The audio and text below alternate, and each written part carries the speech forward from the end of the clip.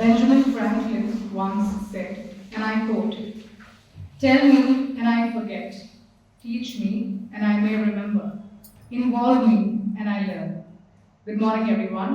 Respected Dean, Professor Dr. T.R. Subramanya, Director, Professor Dr. Vijay Praneshwaran, and guest of honor, Dr. H.K. Nagaraja, the faculty, and all students of the 2024 batch of the LL.M program.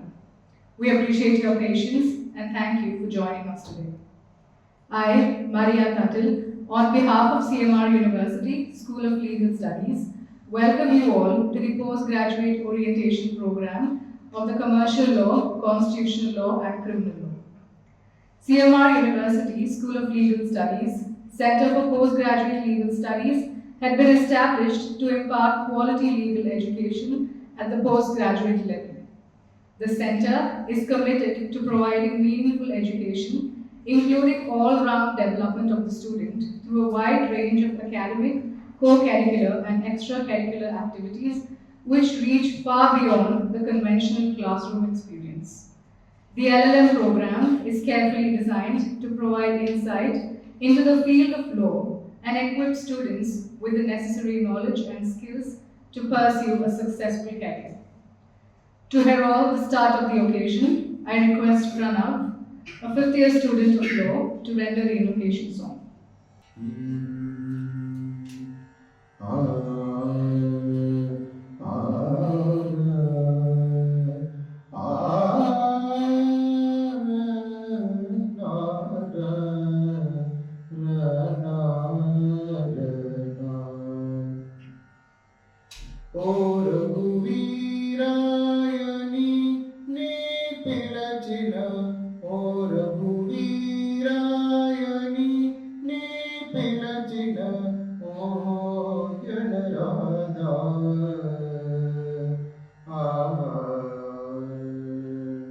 सारे कुमारी रे सारे ज्ञानु जेरदुना मदी तेरा धीरा ओ रघुवीरा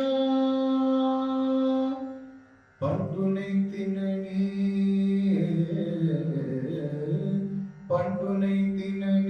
Hyundai परागोना युंडिवी तेलिसी मुकंती विनुतना जंटबायक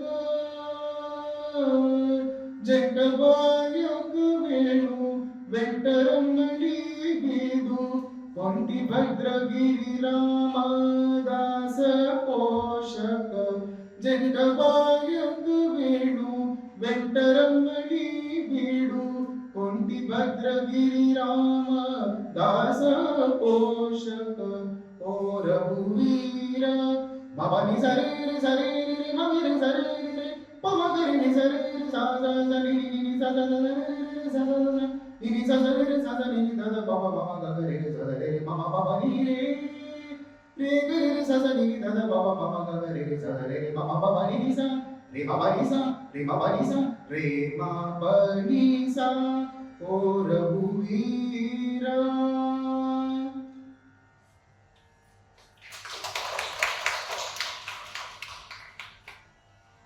Thank you, Pranav. The new dawn blooms as we free it, for there is always light if only we're brave enough to see it, if only we're brave enough to be it. And now I invite the dignitary to come forward to light the lamp of wisdom. I request the audience to rise during the lighting of the lamp.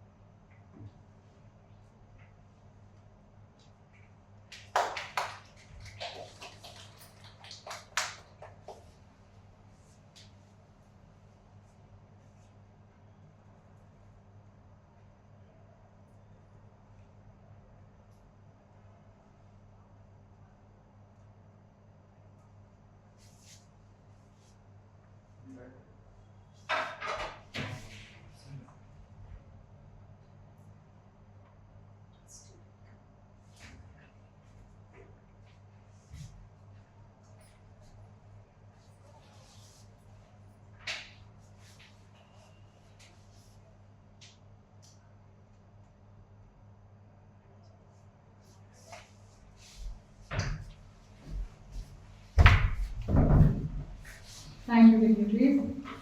I now invite the Dean, Professor Dr. T.R. Subramania, to deliver the welcome address.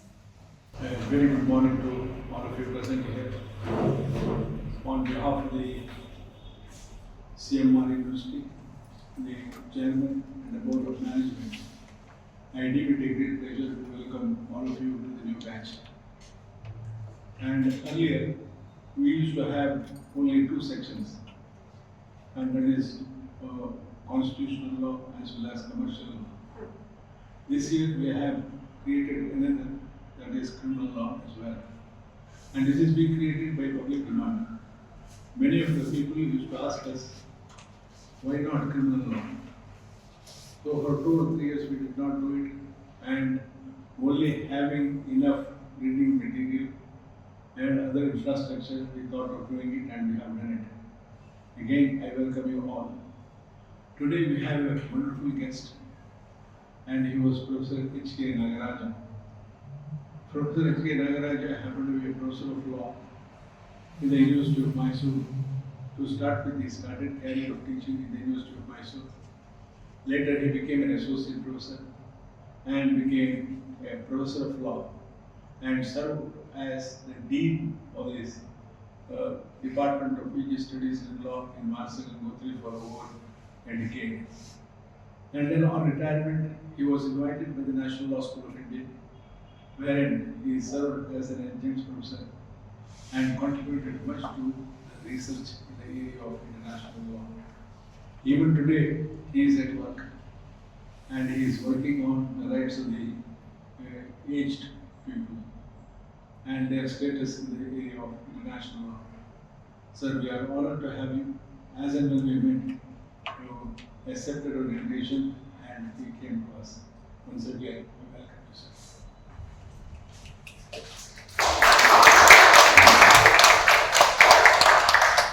And also welcome all the faculty members, Professor Seema Sukendra, Professor Srinidhi, Professor Gayatri, and all the others who are supposed to come as and when the class gets over. Once again, I welcome you all. Also welcome the Director of the school, Professor Praneshwar, because a lot of the things are being done and at its behest. And most of the discussions carry on weekly extracurriculars for the benefit of all students and institutions. Once again, I welcome you all. Thank you, sir. Our guest of honor, Dr. H.K. Nagaraja, is a visionary with an illustrious career spanning across 3 decades. Dr. Nagaraja holds a degree of Bachelor's in Science from the University of Mysore and a Bachelor's and Master's in Law from the University of Bombay. He also holds a doctorate degree from the University of Mysore. He has served as a lecturer and a reader and has been the professor and dean in the Department of Postgraduate Studies and Research in Law, University of Mysore. He has also served as an adjunct professor at the National Law School of India University for over 15 years. Dr. Nagaraja has guided PhD candidates in NLSIU Bangalore and the University of Mysore. He was a member of the Syndicate, Senate and Academic Council, chairperson of the Postgraduate and Undergraduate Boards of Study, chairperson of the Postgraduate Examination Board at the University of Mysore, and has also served as the chairperson of the Doctoral Council and chairperson of the Library Committee, chairperson of the Academic Review at NLSIU Bangalore.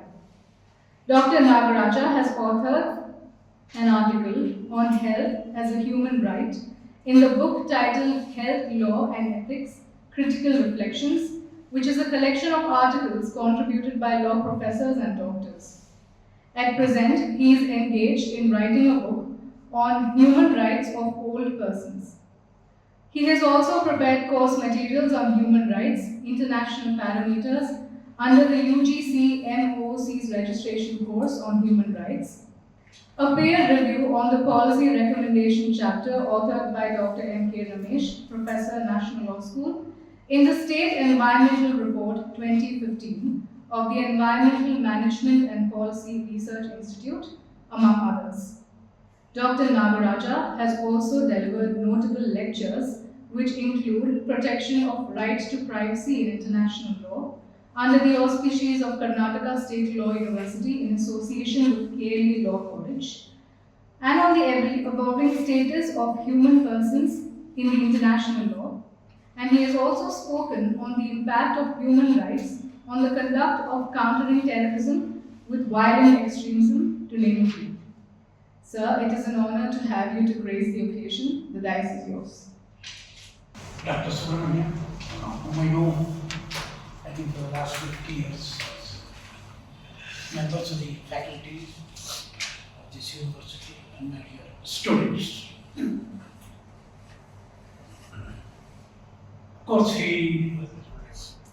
few days back, he requested me to speak to you all today.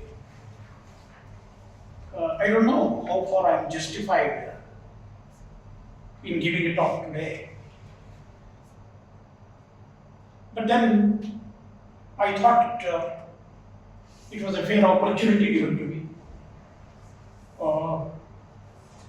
to sit with you all, to spend some time and talk. I take this opportunity to welcome and congratulate all of you for your decision to join the master's degree program here. No doubt, your choice is commendable. You have already apprised of the areas of specialization, and you have also chosen your specialization.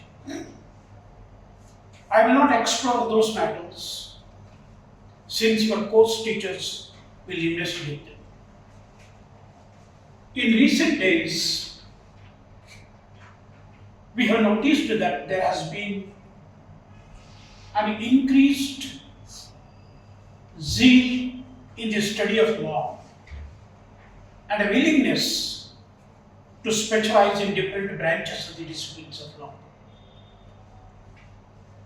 At the same time, I need not exaggerate the significance of awareness and preparation to specialize in an era of competition. I emphasize that an organized and a structured endeavor is necessary to fulfill this objective. My concern is the course of action to realize this. I am not referring to any specific action in each area of specialization, but rather limit myself to general approach to be pursued to accomplish your goals. We live in an era of globalization, and I am compelled to take this talk to search for a rationale for recognizing the influence of globalization on young people. Globalization should primarily be regarded as the interdependence of societies on a world scale, the existing links and those that can be developed globally between individuals, communities, nations, and organizations. In many countries, globalization has a strong impact at social, economic, and cultural levels. Economic migration, for example, is spurring rapid social changes. Now, these changes are also often linked to the ambiguity about identity and sense of place in the world, leading to a major debate on identity. Identity which has become linked to citizenship. Young people are directly affected by globalization and therefore central to the current debates on identity. So they are experiencing globalization on an everyday basis through employment patterns, the friendship groups they develop, and their usage in the internet, particularly for social networking, impacting wider cultural influences on their lifestyles. They are surrounded by a dizzying array of signs and symbolic resources dislodged from traditional works. They are the main targets of global consumer cultures, increasingly targeted with messages concerning global social problems. It is said that everyone's lives are shaped by the forces of globalization, increased migration, and greater social pluralism. A view prompted by growing societal debates about the relationship between race, religion, culture, and identities. Many people discuss the complexity of the world they live in and many identities that children and students inhabit. It is as though the global is now local. Globalization adds a new layer of complexity to community cohesion. As travel becomes within the reach of most of the people and communication technologies enable people to be immersed in cultures located elsewhere and to cultivate multiple identities, the question of belonging becomes more complex and more central to the debate on how we live together. For youngsters, living and growing up in a world of risk and uncertainty, the workplace is no longer a place of permanence with bonds of identity, loyalty, and a sense of purpose. Young people are often at the forefront of technological and cultural changes that might be associated with globalization. They are constantly influenced by new trends, cultural, technological, and social. Now, amidst this fluid environment, higher education is expected to produce highly educated people through its teaching programs. The sociology of education is important as it leads to a better understanding of circumstances inside institutions of higher learning. With the study of social change among students being an urgent need, especially in this country, the effort to improve self-awareness of college students is an important aspect of the long-time struggle to create a more equitable society. It is also argued that students, especially at institutions of higher education, must comprise an integral part of the struggle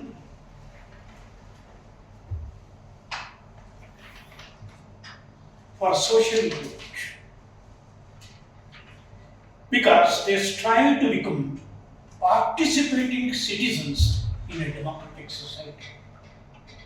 Social change results only when people take it upon themselves the task of getting involved and making a difference. Higher education plays a major role in shaping human capital to create a higher education environment that will foster the development of academic and institutional excellence. Therefore, colleges and universities are educating students and training them, providing important skills to contribute to society more effectively. Understanding the social implications of the choices will contribute significantly to the ability of students to make appropriate choices in any particular social context. Without such awareness, students will not know what to do, how to think, how to talk, and what to value. In college, learning is as diverse as the range of social experience in general, and the activities too are a wide variety. It is believed that within such a context, individuals can, with conscious effort, develop into valuable members of society. To determine how this may best be done, those who want to pursue the legal profession should be informed of both law in action and law in the books. And it is a question of bridging the gap between the expertise and skills and the more specialized literature of the subject.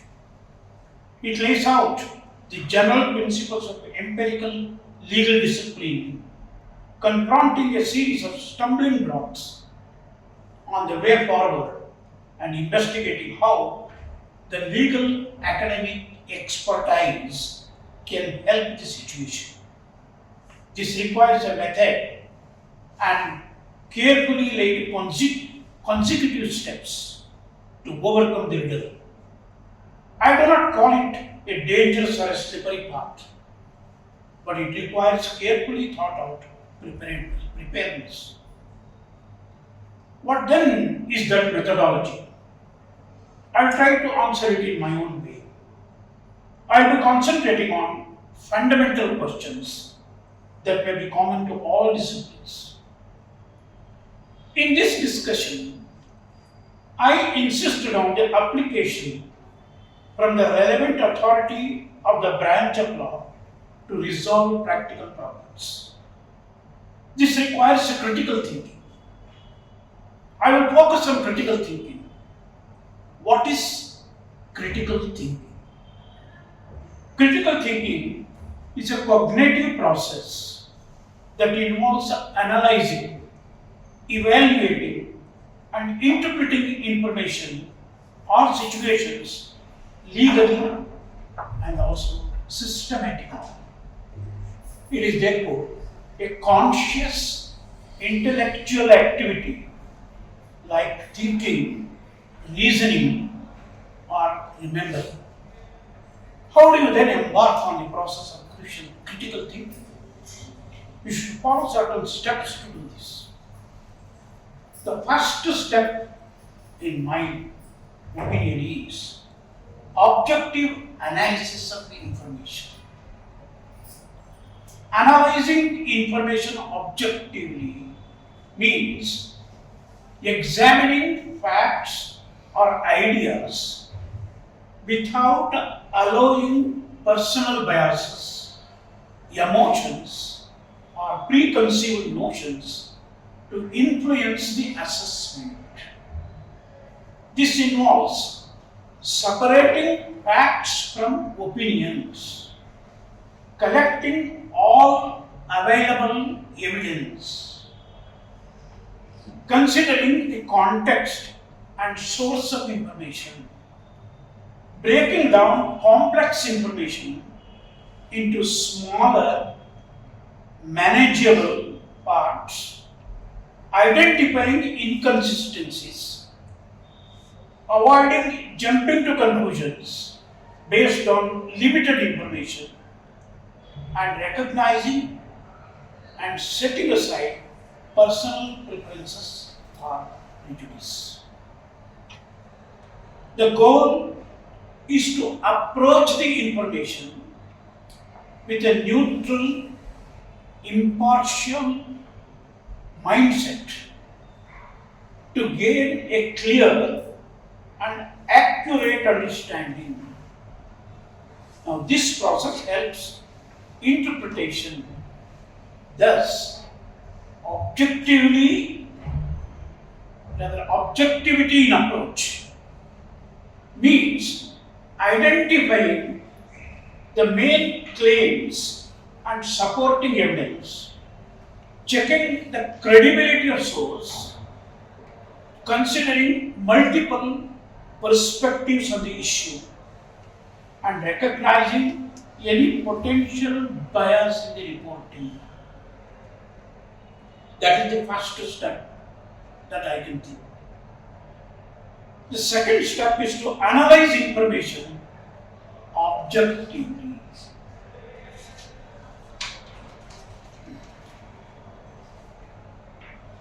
Apply critical thinking, about which I have already mentioned. Question assumptions. Evaluate the logic of arguments and look for gaps in reasoning. Provide context. Situate the information within its broader context, including historical, cultural, or scientific background. Avoid emotional language. This is very important according to me, because many people are in the habit of using words in order to show that they know all their language. That has to be avoided. It should be precise and also appropriate. I myself remember when I was doing my LL.M in Bombay University, I remember one teacher who was teaching us law talks. I still remember his name also. I don't disclose it because he is no more. You know how I was impressed by his lectures. He was not adding one word which was not required in the sentence. And it was so precise. Unless you are very attentive in the class, you will not be able to understand also. That is how, because many people think a lawyer means he should be a good orator. I am not subscribing to that view. According to me, clarity of expression and clear thinking are the two great assets of a lawyer. See, it is not that I speak plenty in so many words. That would not make a good lawyer. Are you able to express yourself clearly? Are you able to use words which are appropriate? These are the things that will go. And that's why I pointed out that emotions, one will be tempted by emotion, even I would be many times. But we should try to avoid it as much as possible. And then use neutral language, precise language to describe your findings. Acknowledge limitations. There are always limitations. You have to acknowledge. Suppose I might not have referred to certain sources. You should acknowledge it. There are certain developments in this area. I have not done it in my research or in my work. That you have to acknowledge. Be transparent about any limitations in the data or analysis. Then the third step that I think is expectations and academic rigor. Expect a significant increase in reading and writing compared to undergraduate studies, because it is master's degree now. It cannot be the same thing. You see, it should be at a higher level. You have to read more, you have to analyze more, and your participatory role in the academic activities should be higher than what it was at the undergraduate level. Now, typical coursework may include, of course I don't know, but you will come to know it very soon. It may include extensive case analysis, legal research papers, and in-depth projects. You will be challenged to analyze complex legal issues from multiple perspectives. It is not one perspective. You have to look at different perspectives in order to get a clear picture. Develop skills in legal reasoning, argumentation, and problem solving. For which purpose? Of course, class participation is very, very important. And when I say class participation, it is not merely the physical participation, just to say, but your mind is somewhere else. That is participation in the full sense. I still remember when I was teaching in Mysore University, I think it was private international that I was teaching. You know, a private international was a tough subject, but that was always a dear subject to me, right from Bombay University when I was a student. So I was also proud, some ego in me, that I am a great teacher of private international. Now one day I was teaching, and all of a sudden I noticed a student who was sleeping in front of me, very near. That hurt my ego also. I looked at him, but he had closed his eyes. What is the use of my looking at him? But the others made him to wake up. He was very nervous. He was afraid that I would take him to task.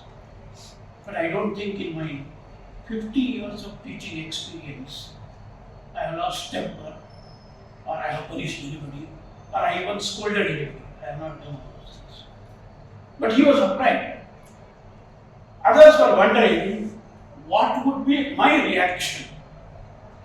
I told him something. In Bhagavad Gita, in the second chapter, there is a sentence. Yasyam jagruti bhutani ta nisha pashyati munihi. It means when the whole world is awake, the learned sleeps. I told him he is a learned person. That was enough to waken him up, and he never slept in my class afterwards.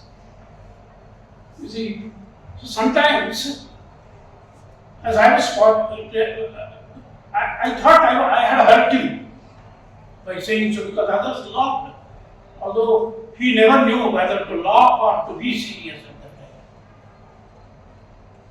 I had to console him. Therefore, I told, don't laugh at him. Unlike you people, he was reading throughout the night. He had burnt, you see, he has laid, and therefore he is now sleeping. Therefore, don't laugh at him. And I advised him not to work so much. You have to study, but you should also not lose your sleep. Otherwise, it will affect your health. That's why I have to console. So sometimes, when I say participation, it does not mean merely, you see, responding to your attendance call. It is not just that. Not even physical presence.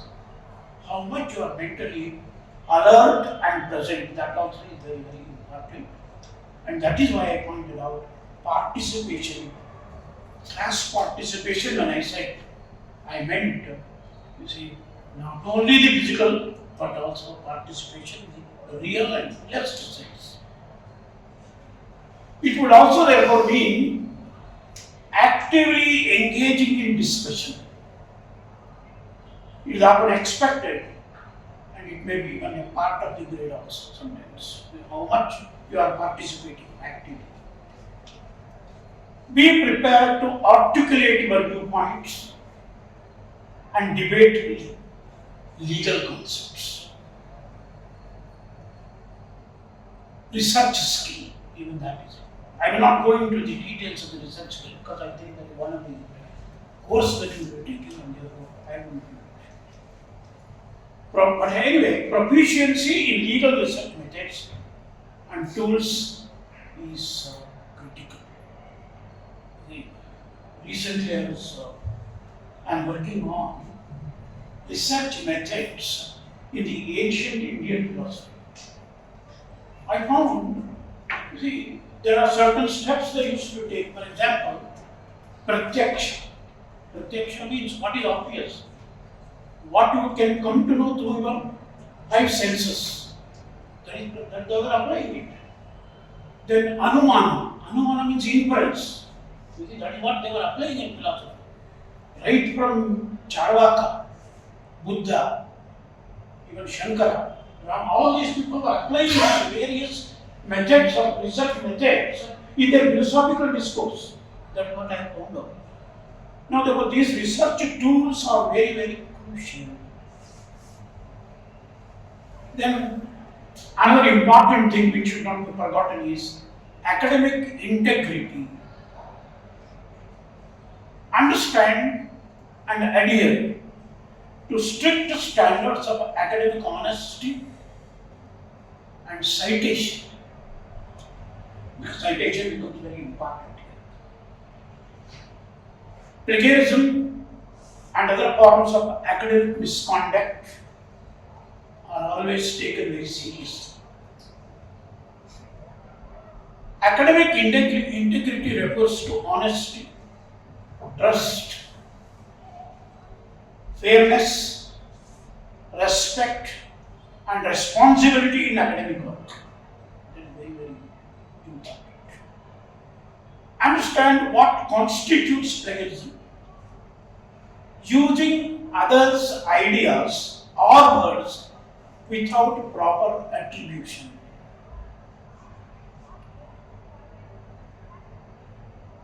Learn the proper citation methods for legal writing. There are various standards like Blue Book or Oxford's OSCOR, and then APA, that is American Psychological Association.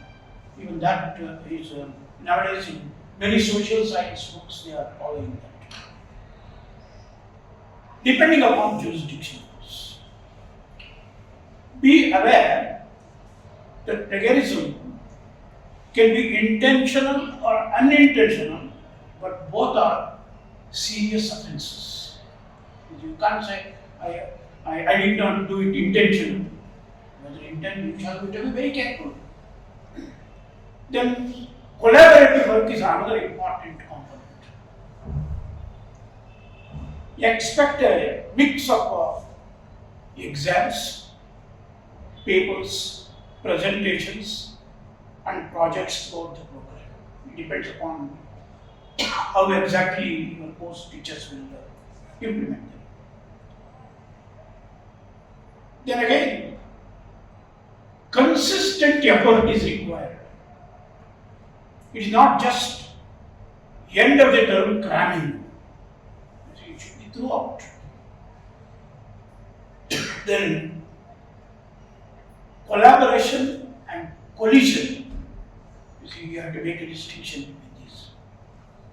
Distinguish between acceptable collaboration on group projects and unacceptable collision on individual assignments. That is, I have seen that even in national schools, sometimes I have seen same project is taken by two students, and you see they adjust themselves. That should not be done. You should the purpose of giving a project is to independently work on that. Therefore, one should not,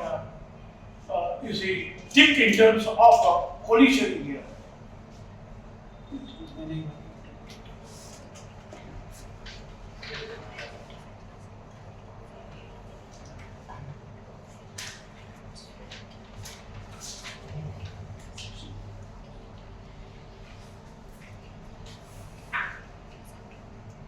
And also understand the boundaries of discussing coursework with your peers. It should be original work. That is very important. Submit any work created specifically for each assignment. Then the next thing is professional development. begin cultivating a professional development and network. You see, you should also have involve yourself with others. You see, who are also doing the same work or might be doing the same work. So you should also develop the habit of developing the relationship with others. Attend law conferences, seminars, and guest lectures to broaden your perspective. And then adaptability. Be prepared to engage with rapidly evolving areas of law and emerging legal technologies. Develop a mindset of lifelong learning, essential for a legal career. This lifelong, learning, I will come to that. The end. I have almost come to the end. I don't know how long I should go on. No, but I will come to that. When I say I will come to that, somebody told me that when a judge asks an inconvenient question to a lawyer, he says, I will come to that, but never comes to that. Now, these are some of the typical expectations from the postgraduate students. Apart from it, there are common requirements for every learner. The first and the foremost thing there is humility. That is very, very important. Intellectual arrogance is something that is forbidden.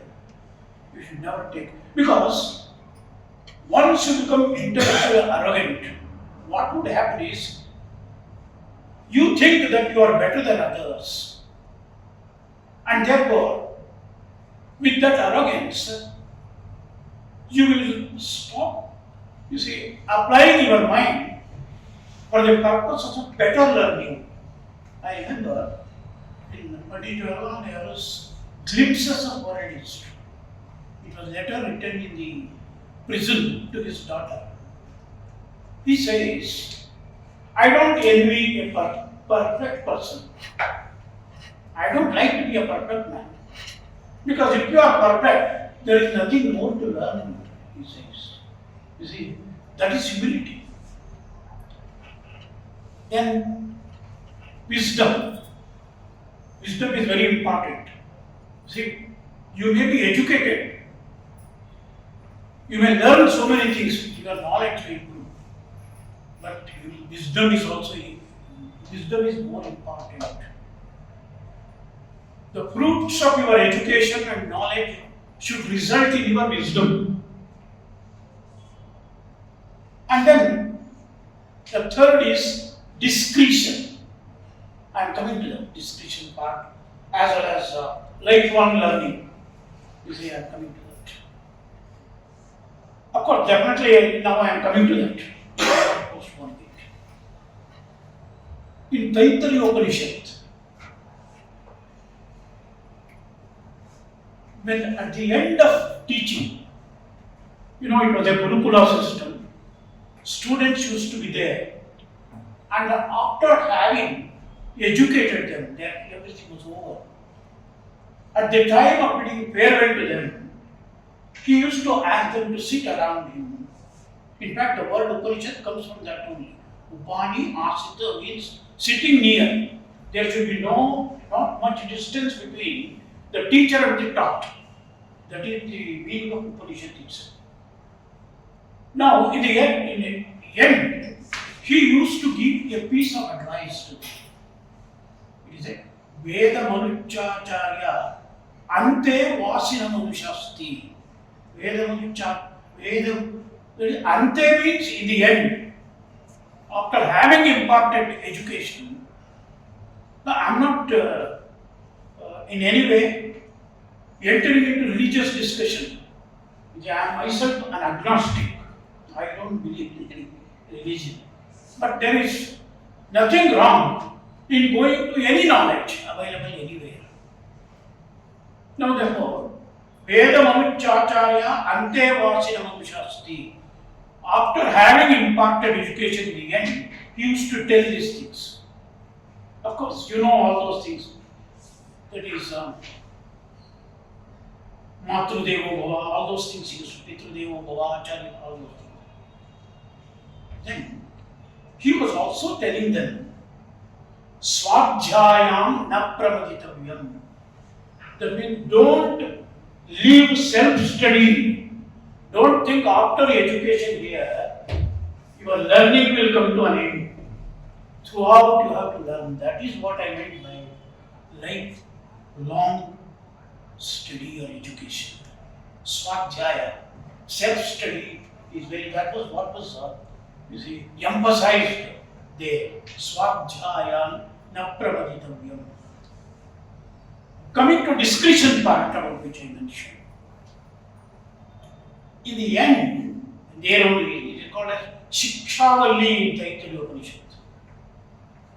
In the end, he says that whatever I say, you remember what is the best practices in us. That only you should follow. You see, that is what is written there. Best practice. Don't blindly follow us. That is what it was said in Taittiriya Upanishad. Yasmakam sucharitani tani tvayopasyani no itarani. Don't follow anything, only what is good in us you follow. What is the best practice you follow? Don't blindly follow just because I am a teacher or your parents or elders tell something. Don't blindly follow them. Yasmakam sucharitani tani toyopasyani no hitarani. Now, in one of my sessions, there is a faculty development program, one teacher asked me, how to know which is good or which is the best practice or which is not the best practice? That was a very good question. I only told that this piece of advice is given you after educating you. The purpose of education is to exercise your discretion. That is what I speak about discretion. In order to find out what is right and what is wrong. In fact, every judge does that. After the arguments he heard from both sides put by the lawyers, what the judge would do is he uses his judicial discretion to find out what is right and what is wrong. And that is what I said, and that is what I mentioned when I said discretion. Discretion is very, very important. Now, therefore, I don't think I have got much to add now. I thought that some of these things are important, and especially for those, for you, who are commencing your master's degree program, that you should keep these things in your mind and try to see how best you could adopt them.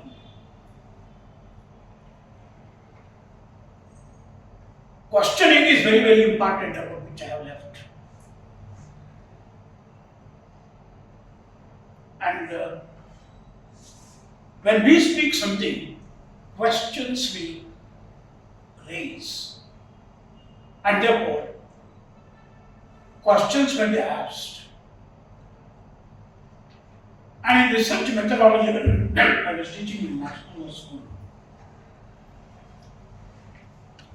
when this came, I pointed out that a question was put to Mahatma Gandhi, as to how he was able to answer questions immediately. What Gandhi said was, when I think of speaking something, I would have contemplated all those questions that may arise, and therefore I am prepared. Now it is very important because some of you will go to practice, some of you may become teachers. When you start practicing in the court, questions may come from the judge. You should be able to answer it immediately. If you are a teacher, questions may come from the students. I remember a very funny incident that took place in National Law School when I was teaching international. It was with regard to diplomatic privileges and immunities. I was teaching about it. You know, certain privileges and immunities is how the jurisdiction is not exercised. That is all. One of the students asked me a question. What is important is that student was not a serious student. He was never listening to lectures. He only wanted to pull my leg, that was all. So he asked me this question, sir. So what I mean to say is, sometimes you have to be very careful while answering questions. Sir, I have planted a small mango sapling. After some time it grows, it becomes a tree and then fruits. The neighbor is a diplomat and a fruit falls there. Can I not take that fruit, sir? Can I not show him? See, it doesn't require a diplomat, any ordinary person. If your tree branch encroaches there, it becomes his property. What is it? But then this was a question just to make fun of me. I told him simply this way. Sometimes you have to be very careful like that. See, you have put the saplings now. It will take a few years to grow. And after some time, one branch will be there. And after some years, a fruit will fall. You can come and ask me then. When it happens, you come and ask me. Why do you ask? Why do you anticipate now itself all those things? So, answering questions will become equally important for you. Questions may crop up. But sometimes, if as a teacher, some of you may become teachers. If a question is put in such a way, and if you have really committed a fault, you should be able to own up to your fault. You should accept. When I was teaching international economic law in Mysore University, I committed a mistake. Even after so many years of teaching experience, I committed a fault. And one student asked me whether I was not wrong. I confessed I was wrong. And mind you, who was that student? He was a very weak student. He could not even complete LL.M. He gave up. Even then, I said he was right and I was wrong. So that intellectual honesty is very, very important. Now friends, therefore I think some of these points may go home. You may take them because it may be helpful. As I said, in my long checkered teaching experience, about 47 years back or so, he was my student. But still I remember that all the batches of students, he was the brightest of all. I am not exaggerating even today. I remember that those days, how he was alert, how he was studious, how he was attentive, all those things. And today you see what he is, even now after so many years. See how? Now this is what the finest example that I am giving. You follow these things, be careful, be attentive, and also be honest. Honesty is very, very important. And I am sure that if you are honest, if your intellectual pursuit is serious and sincere, definitely sky is the limit. And with these words, thanking Mr. Subramania and also other faculty members and you students for having patiently heard me. Thank you all. Thanks.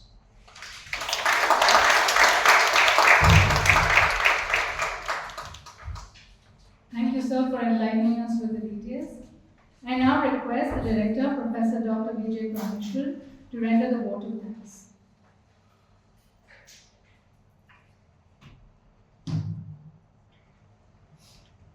A great beginning to another session or another stage in your life. You have entered PG. The mood is set.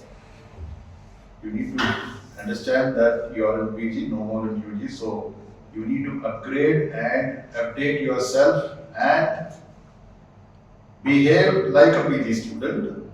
Both teaching, learning, everything is to be at the PG level. That's the mood that was set in this inaugural address.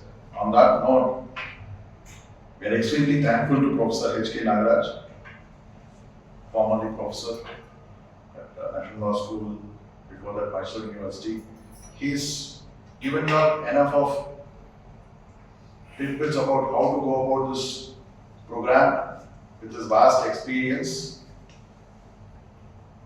Take you from that and carry forward.